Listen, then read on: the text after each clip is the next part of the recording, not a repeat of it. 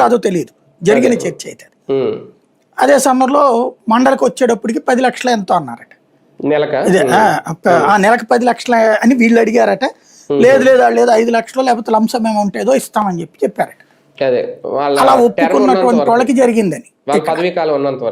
ఎందుకంటే వాళ్ళకి ఇటు ఏడాదికి లెక్క ఏదో పెట్టారట అక్కడ. నెలకి లెక్క, ఏడాదికి లెక్క. అక్కడ రాజ్యసభ దానికి నెలకి లెక్క, వీళ్ళకి ఏడాదికి లెక్కట. ఎన్నాళ్ళు టైం ఉంది అన్నటువంటిది.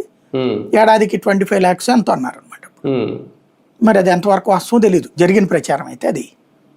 కాబట్టి ఇప్పుడు ఇంకోటి వీళ్ళకేంటి, 2 రకాలు. ఇటు పార్టీ తరపున మళ్ళీ టికెట్ తీసుకోవాలి వీళ్ళు, పార్టీకి ఎంతో కొంత సమర్పించుకోవాలి, లేదా పార్టీ క్లియరెన్స్ తో ఈ బేరం ఆడుకుని ఉండాలి వీళ్ళు.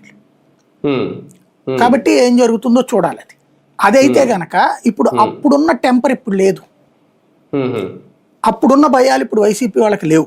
మీరు చూస్తే అప్పుడు వరుసనే రాజ్యసభలో పరుగులు పెట్టారు, ఎమ్మెల్సీలు పరుగులు పెట్టారు కదా.